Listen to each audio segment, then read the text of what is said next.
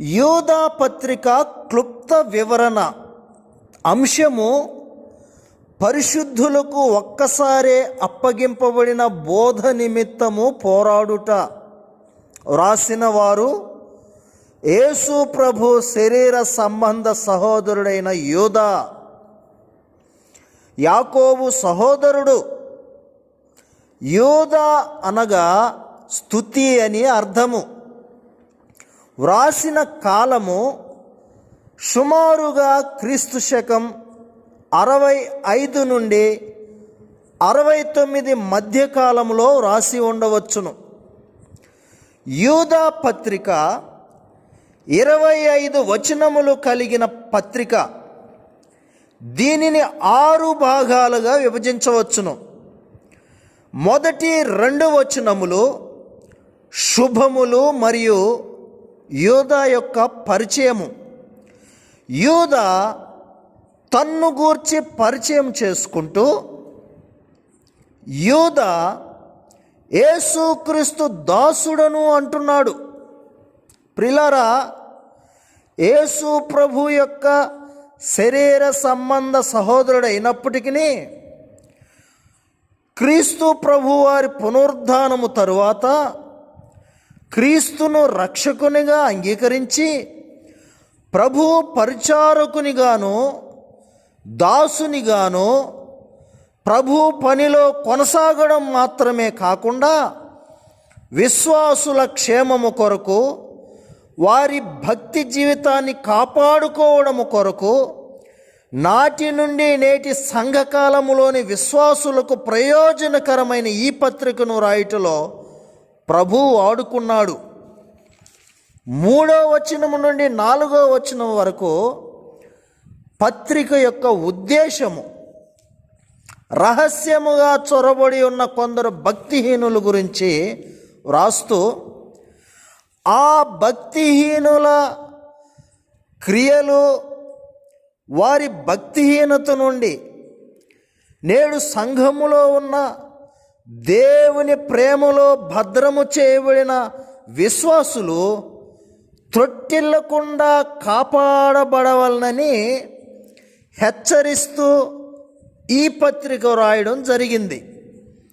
అలాగే ప్రియులారా, 5వ వచనము నుండి 11వ వచనం వరకు పాత నిబంధన భక్తిహీనులైన వారి దృష్టాంతముల గురించి జ్ఞాపకం చేశాడు. వారి తీర్పును గురించి, నాశనమును గురించి, శిక్ష గురించి వివరించాడు.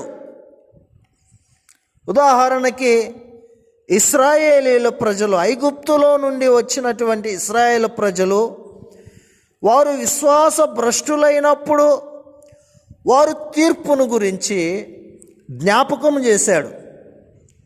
అలాగే దేవుని దూతలు పాపము చేసినప్పుడు వారిని విడిచిపెట్టకుండా వారిని బంధించి తీర్పు దినం వరకు భద్రపరిచినటువంటి విషయాన్ని జ్ఞాపకం చేశాడు.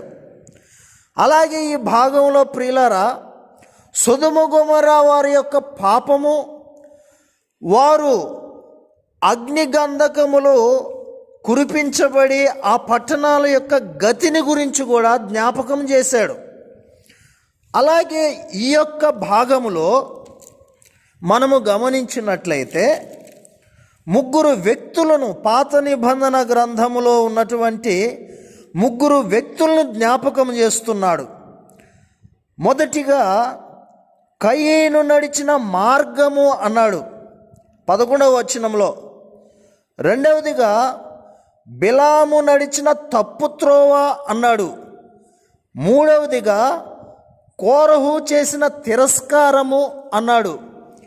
కనుక ప్రియులారా, భక్తిహీనులైనటువంటి భక్తిహీనత క్రియలను గురించి వివరిస్తూ వారు పొందినటువంటి తీర్పు, శిక్ష, నాశనమును గురించి ఈ గ్రంథములో యూదా చక్కగా వివరించాడు. ఇక 12వ వచనము నుండి 19వ వచనము వరకు క్రొత్త నిబంధన సంఘ కాలములోని భక్తిహీనులైన వారి దృష్టాంతములు, వారి తీర్పు, నాశనము, శిక్ష గురించి ఈ భాగములో చక్కగా వివరించాడు. అవును ప్రియులారా, క్రొత్త నిబంధన కాలములో ఉంటున్నటువంటి సంఘ కాలములో ఉన్నటువంటి భక్తిహీనులు 15వ వచనములో మనం జ్ఞాపకం చేసుకుంటే, ఇదిగో అందరికీ తీర్పు తీర్చుటకు అన్నాడు. ఈ భక్తిహీనులు, వారిలో భక్తిహీనులందరూ భక్తిహీనముగా చేసిన వారి భక్తిహీన క్రియలను గూర్చి, మరి భక్తిహీనులు ఏం చేస్తారంట? భక్తిహీన క్రియలు చేస్తారంట. ఏంటి వారి క్రియలేంటి? వారు ఏమి చేస్తారో, వారి భక్తిహీనమైన క్రియలు ఎలా ఉన్నాయో అవి చక్కగా వివరించాడు. ప్రియులారా, విశ్వాసులైన వారు వాటిని గమనించాలి. వారు ఎలా ఉన్నారో, వారు దుష్టాంతములుగా ఉన్నారని చెప్పాడు. అలాగే మనం జ్ఞాపకం చేసుకుంటే, నిర్జల మేఘాలుగా ఉన్నారంట, కాయలు లేనటువంటి చెట్లుగా ఉన్నారంట, మార్గం తప్పి తిరిగే చుక్కలుగా ఉన్నారంట. ప్రియులారా, గాఢాంధకారం వారి కొరకు నిరంతరము భద్రము చేయబడి ఉన్నది అన్నాడు. గాఢాంధకారం భద్రము చేయబడి ఉన్నదంట. అంతేకాదు 15వ వచనం, ఇదిగో అందరికీ తీర్పు తీర్చుటకు. ఎవరు తప్పించుకోలేరండి. అందరికీ తీర్పు తీర్చబడుతుంది. విశ్వాసుల్లో విశ్వాసులుగా ఉంటున్నారు, కలిసిపోతున్నారు, ప్రేమ విందుల్లో దొంగమెట్టులుగా ఉన్నారు. జ్ఞాపకం చేస్తున్నాడు ప్రియులారా.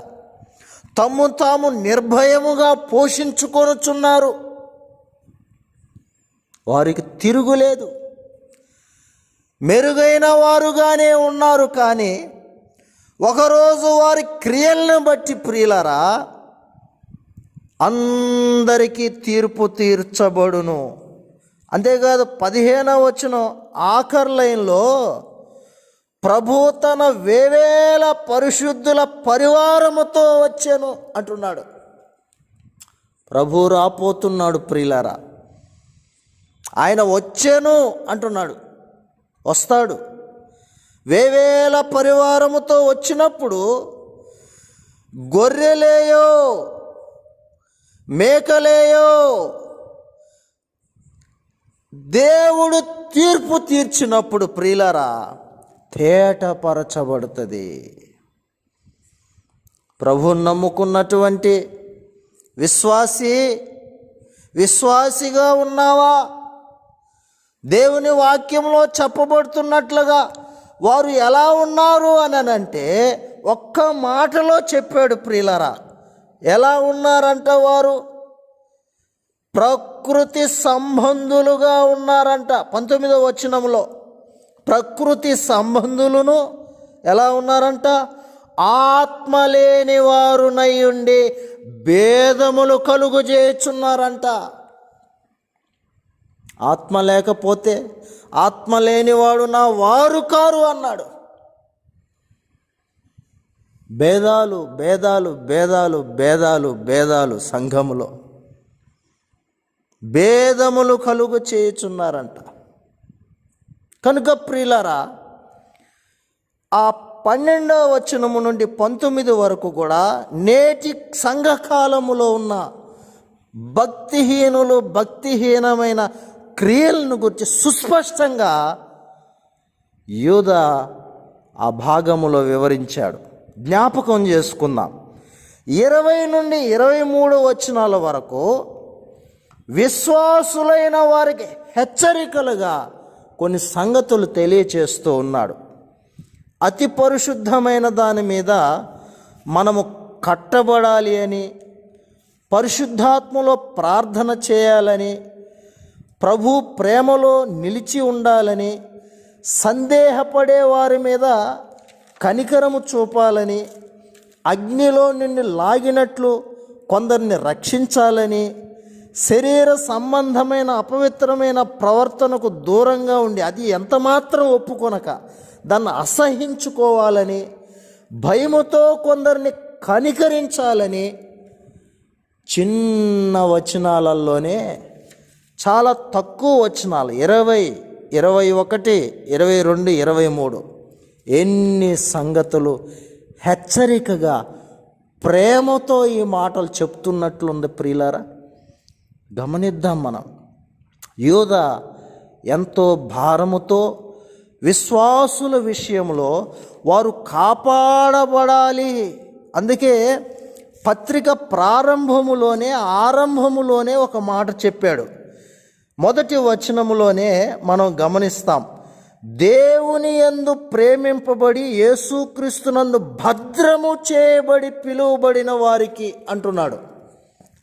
యేసుక్రీస్తునందు భద్రము చేయబడిన వారు, నిజమే, వారు కాపాడబడాలి.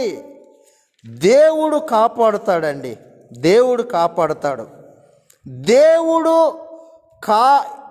ఏ విధంగా అయితే కాపాడుతాడో అదేవిధంగా మనం కూడా విశ్వాస విషయంలో కాపాడుకోవాలని ఈ 20వ వచనము నుండి కూడా తెలియచేస్తూ ఉన్నాడు. దేవుని ప్రేమలో నిలుచున్నట్లు కాచుకొని ఉండడి అంటే జాగ్రత్త కలిగి ఉండాలి, భయముతో ఉండాలి. మనమే కొంతమంది అపవిత్రమైన వారి ప్రవర్తనకి ఎంత మాత్రం నొప్పుకొనక వారిని కనికరించండి, భయముతో కనికరించండి అని ఎందుకు రాశాడు? వారిని రక్షించబోయి మనం కూడా ఆ ఊబిలో పడతామేమోనని. కనుక ప్రియులారా, విశ్వాసులైన వారికి హెచ్చరికలుగా మనం 20 నుండి 23 వచనాలు జ్ఞాపకం చేసుకుంటూ ఉన్నాం ప్రియులారా. అలాగే 24 నుండి 25 వచనాలు స్తుతి వచనాలుగా జ్ఞాపకం చేస్తున్నాడు. దేవునికి మహిమ కలగాలని. ఎప్పుడు మహిమ కలగాలి? ఎప్పుడూ మహిమ కలగాలి. ఆయనకు మహిమ కలగాలి అంటున్నాడు. మహిమయు మహత్యమును ఆధిపత్యమును అధికారమును యుగయుగములకు అన్నాడు. యుగయుగములకు ఆయనకు మహిమ కలగాలి, మహత్యము కలగాలి, ఆధిపత్యము ఆయనదే, అధికారము ఆయనదే. ఎప్పటి వరకు? యుగయుగములకు అంటున్నాడు. ఆయన స్తుతిస్తున్నాడు, ఆయన్ని ఘనపరుస్తున్నాడు. 24, 25 వచనాల్లో ఎందుకు ఆయనకు మహిమ, ఎందుకు ఆయనకు అధికారం, ఎందుకు ఆయనకు ఆధిపత్యం? పూర్వమును ఇప్పుడును సర్వయుగములలో కలుగునుగాక ఆమెన్ అంటున్నాడు. ఎందుకంటే 24వ వచనంలో జ్ఞాపకం చేస్తున్నాడు, త్రొట్టిల్లకుండా మిమ్మల్ని కాపాడుటకు. కాపాడేవాడు ఎవరండి? ప్రభువే. త్రొట్టిల్లకుండా కాపాడేవాడంట. పైన 20వ వచనము నుండి 23 వచనాలలో చెప్పబడినట్టు మనల్ని కాచుకొని ఉండమని చెప్తూ యూద 24వ వచనంలో జ్ఞాపకం చేస్తున్నాడు, ఆయన కూడా మిమ్మల్ని కాపాడేవాడు త్రొట్టిల్లకుండా. ఎన్నిసార్లు దేవుడు నిన్ను నన్ను కాపాడుతూ వస్తూ ఉన్నాడు. అంతేకాదు, ఎందుకు ఆయనకు మహిమ? తన మహిమ ఎదుట ఆనందముతో మిమ్మల్ని నిర్దోషులుగా నిలవబెట్టుటకు. ఇది ప్రాముఖ్యమైందండి. నిర్దోషులుగా విశ్వాసులైన వారు, దేవుని పిల్లలు నిర్దోషులుగా ఆనందముతో దేవుని మహిమ ఎదుట నిలవబెట్టుటకు శక్తిగల మన రక్షకుడైన అద్వితీయ దేవుడు అంట. ఆయన శక్తిగల మన రక్షకుడైన అద్వితీయ దేవుడు, మన ప్రభువైన యేసుక్రీస్తు ద్వారా ఆయనకి మహిమ అంటున్నాడు ప్రియులారా. కనుక స్తుతి వచనాలు 24 నుంచి 25 ప్రభువు మనల్ని కాపాడుతున్న విధానాన్ని బట్టి మన జీవిత కాలమంతా ఆయన స్తుతింపబద్ధులమై ఉన్నాం. చిన్న పత్రిక అయినా యోధా రాసినటువంటి ఈ పత్రిక మనము ఇంకా వివరంగా ధ్యానం చేసుకొని చక్కగా చదువుకొని ఈ కాలములో సంఘములో ప్రభువుకు నమ్మకంగా ఆయన సేవించే బిడ్డలుగా మనం కొనసాగుదాం. ప్రభువు ఈ మాటలు దీవించి ఆశీర్వదించునుగాక. ఆమేన్.